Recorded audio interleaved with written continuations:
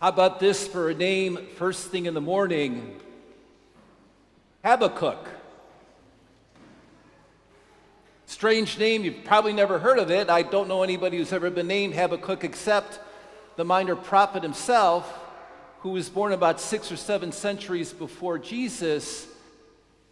But his very short book is very telling. And in the Old Testament especially, names have meaning. And the name Habakkuk means to struggle and to embrace at the same time. To struggle with whatever the challenge is in one's life and to embrace the fact that God is with us. And so very often what happens when we struggle or we're challenged or we don't know God's perspective or his purpose or his power, we don't embrace, but we disconnect. And Habakkuk has a very challenging job in front of him with the people of Israel because they're struggling big time. Listen to this. How long, O Lord, I cry for help, but you do not listen. I cry out violence, but you do not intervene. There is only strife and clamorous discord. Habakkuk is describing exactly where he and the people of Israel are at. And listen to God's response. He tells Habakkuk, write down my vision. But he says this, the vision still has its time. If it delays, wait for it. It will not be late. You see, the rash one has no integrity, but the just one, because of his faith, shall live. There's one thing I know about the perspective and the purpose and the power of God when struggle comes into life. There often is no clear answer, and God often makes us wait. And most of us don't like that. We want answers. And a lot of times, all God simply says is just don't be rash, have faith. God's perspective and purpose and even his power may come to light, but it's going to be in his time. And just pursuing his perspective and his purpose and his power is a part of us as faithful Christians on a journey. So I'm really looking forward to this afternoon. I get to go over and bless this family's house.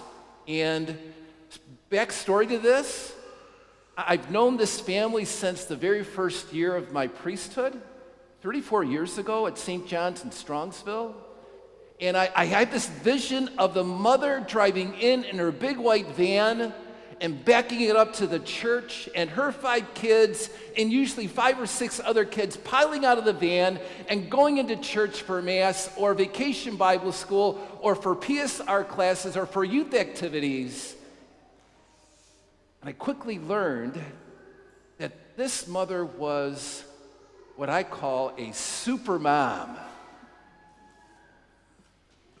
She had lost her first husband to a heart attack, remarried, raising 5 young children. I left there in 1996, came out here to the east side for chaplaincy at Lake Catholic, and over the next 5 years, one of her daughters passed away from a disease, And another child, her oldest son, died in a tragic accident. So she lost her first husband, she lost 2 of her children, and her oldest daughter that I knew had incredibly deep personal and mental issues. And I always wondered, how does she keep her zest for life? How does she keep such a good perspective and understand her purpose? Because certainly, here's a person who struggles, and I admire her to no end. Looking forward to seeing her. I hadn't seen them for many, many years, and this last year at confirmation, they were here. Whoa, where did you guys come from? Well, the oldest daughter had gone through a great deal of treatment, gotten her life back into shape, married, had a couple of children, and her oldest was confirmed here last year because we also confirmed students from Gilmore Academy at confirmation. Her son is a student at Gilmore. They just moved into Mayfield. I'm going over to bless their house, and we're going to have a great conversation, and I know that I'll probably ask something to the mother. How do you do this? Like, how do you do life? She would understand this, that obscure parable in today's gospel reading, servant is out in the field taking care of the cattle and tending to the pastures out in the field, and the servant comes into the master's house, and the servant wants to sit down and get something to eat and drink. And you would think after a full day's work outside, the master would say, sure, go ahead and eat. But he says, no, put an apron on, serve me first, and then you can eat and drink. And the servant is grateful because he's doing what he's commanded to do. And he even says, I'm an unprofitable servant because I have done everything that I have been obliged to do. I sat there this whole week trying to figure out, what's wrong with you? There's nothing wrong.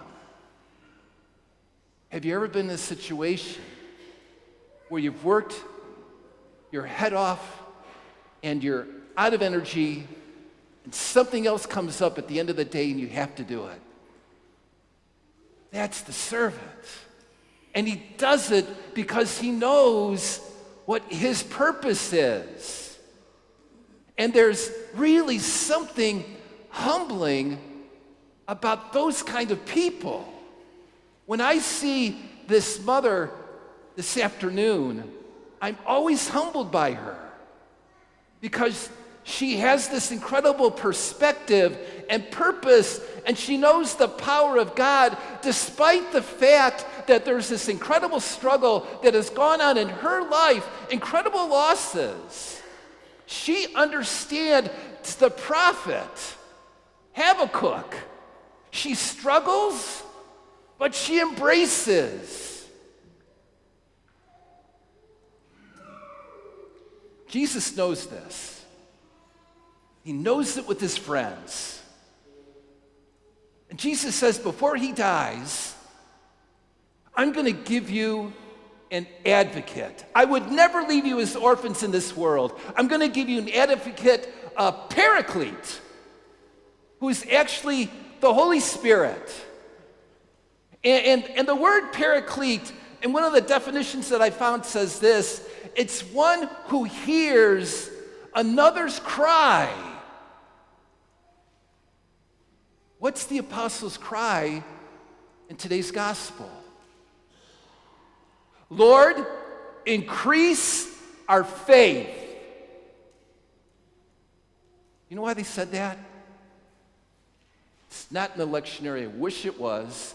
But right before they say that, Jesus looks at them and says, if someone wrongs you 7 times in one day, and they come to you and say, I'm sorry, after each time, You are to forgive them. And I wonder, how well would that go over in today's modern day and age? How does someone forgive someone who's wronged us 7 times in one day? Maybe once, maybe twice, 3 times you're out. But 7 times? Lord, increase our faith because we can't do that. But maybe by the one who hears the cry, the advocate, can help us. We know this. It's not just 7 times, but it's 70 times 7 times. We can't do that on our own. Only by the advocate, the one who hears our cry. And no wonder Jesus says right after that, if you have faith the size of a mustard seed, you could say to this mulberry tree, be uprooted, plant yourself in the sea, and you will thrive. That doesn't make sense. You have the faith the size of a mustard seed. You could say to the one who has wronged you 7 times, I forgive you. If you have the faith the size of a mustard seed, that after a hard day's work and you get that call and someone needs you, you put the phone down and help them out. If you have the faith the size of a mustard seed, when there's a struggle or a challenge way beyond what we can cope with, we can ask God, just a little bit more of your perspective, just a little bit more of your purpose. Let me know just a little bit more of your power in my life so that I can struggle and embrace you at the same time. I can think of nothing better to cry out for.